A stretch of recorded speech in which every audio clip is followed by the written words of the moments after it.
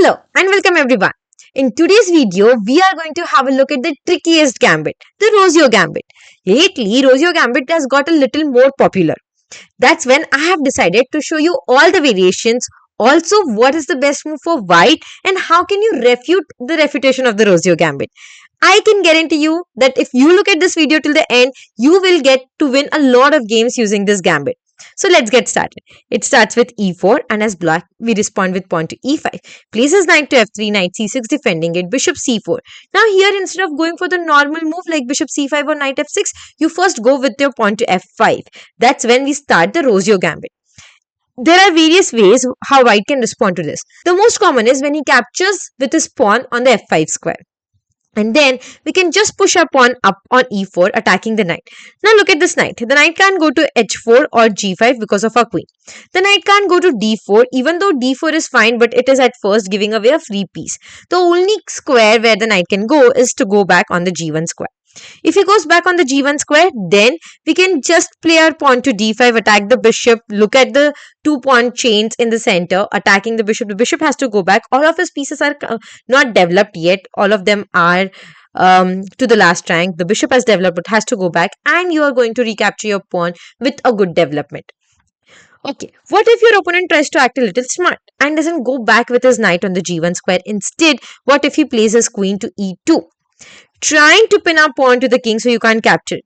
We don't need to worry here. We can just play our queen to e7 and protect and unpin our king. Again, now here the knight has to go. So queen e2 was no better. He has to go back on the g1 square. And now we can play knight to d4 is an idea, attacking the queen and attacking the c2 square.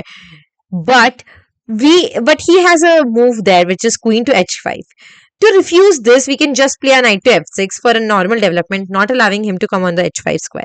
Now, there are two ways here how white can respond. White can either go with his pawn to d3 or can play his knight to c3. Both of them are equally wrong. Let's first start with pawn to d3 move. If he plays his pawn to d3, then you first give an attack to the queen, playing your knight to d4. The queen definitely cannot come on the e3 square because then it will be a family fork attacking the king, rook and the queen. He cannot go anywhere else because all the squares other than that on the diagonal are attacked. If he tries to go to d2 or d1, that also doesn't help because wherever the queen goes, you are going to capture on the c2 square. Give a check, forking the king and the rook. If the queen captures the knight, then you win the queen on spot. That's the best part of the Rousseau Gambit, right? Okay, now let's have a look. What if he's not playing his pawn to d3? Instead, he's playing his knight to c3. Knight c3 is putting some more pressure on the e4 square with the queen with the knight. You're defending it twice. Here, you can still go with your knight to d4, attack the queen. Where is the queen supposed to go? Has to go back on the d1 square. And now here, you can sacrifice a pawn.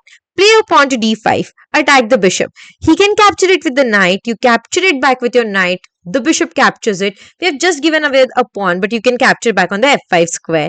Now, you are trying to be generous. You are giving options to your opponent how he wants to get devastated, how he wants to get checkmated or lose the game. Here, there are various ways what white can respond. One is he can just play his knight to e2, attacking our knight. And then we can also, his idea was to castle next. We can just play our bishop to g4, pinning that knight to the queen, and that will be gone. He can also play his pawn to c3, attacking the knight. But then you just go with your knight to f3, give a check. If the pawn capture, you capture it back with your pawn, give a check. If the king goes anywhere, let's say on the f1 square, then bishop d3 will be nearly winning, will be a close to checkmate. But what if he's not going on the f1 square? Instead, he's trying to block the check. Instead, he's playing his knight to e2. Then also, you can play a bishop to c2, deflect the queen. If the queen captures the bishop, then you can give a checkmate. And if he doesn't capture it, he's going to lose the queen. Eventually, the game too.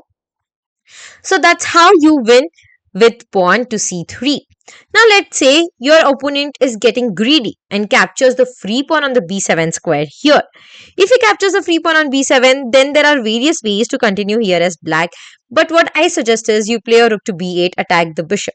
The bishop cannot go on the c6 square since the knight is protecting that square. Bishop has two squares to go to, either can go to a6 or can come back on the d5 square.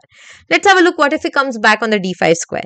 Then also you can now play a pawn to e3. There are various ideas behind this move pawn e3. One is to line up this attack on the king.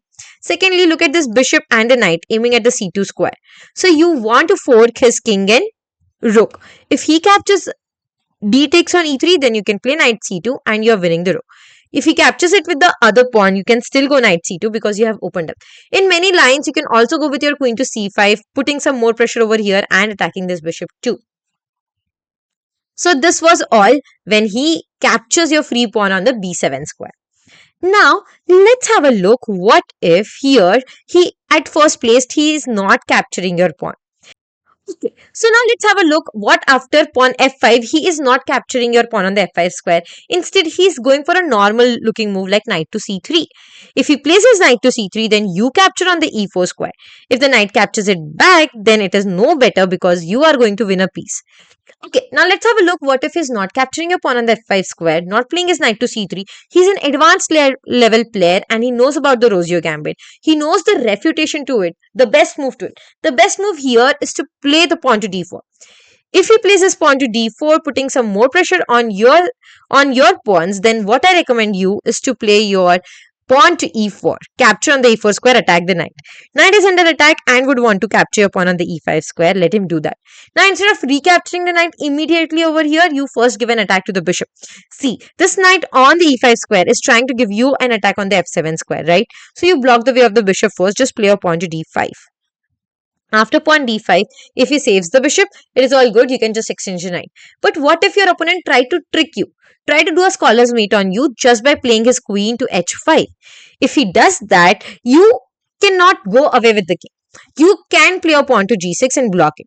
Now, this is a very famous tactical idea where they capture on the g6 square, aiming to attack your king, also attack your rook. You cannot capture here since the pawn is pinned to the rook, right? So what you can do here actually is give an attack to the queen. Play a knight to f6. Now the queen has no other square but to go on the h4 square. The queen cannot go back on the h3 square because of the bishop. Cannot go to h6 because of this bishop. Cannot stay on h5 because the knight is attacking it. The only good square is to go on h4. Now why queen needs to stay on the h file? Because this is pin. Otherwise it will simply lose the knight. Let's say the queen goes to h4 here. Now you can just capture the knight. You could also capture on the d4 square. In the next video, we are going to have a look what happens when you capture on the d4 square. But here, if you capture on the g6 square, giving away the free rook, let him capture it and now go with your king to f7. At first, it does look strange, but your idea is much more greater than that. You play your king to f7. On the next move, what your opponent was trying to do was playing his bishop to h6, taking advantage of this pin, and you would lose the bishop there. So you just come out of the pin. Now here, since this bishop is in danger, let's say your opponent can try to defend that. That looks natural to us, right? So you have lost a knight for a rook, that's fine. Now he would try to save his bishop, so he might try to go back on the b3 square. But that is a losing error. Why? Because now you can just play your bishop to b4, give a check and a discard attack to the queen. You are simply going to win the queen there. So this was the refutation to the pawn d4. That is the best defense what white can do there. I hope this helps you to win a lot more games, and now you also know the refutation to the refutation pawn d4. If anyone does Rousseau Gambit against you like this, then you can go with the pawn to d4 move and surprise your opponent by knowing the refutation of it. I will see you again in the next video. Till the time, please hit the like button, subscribe to our channel and share with your chess friends. Thank you.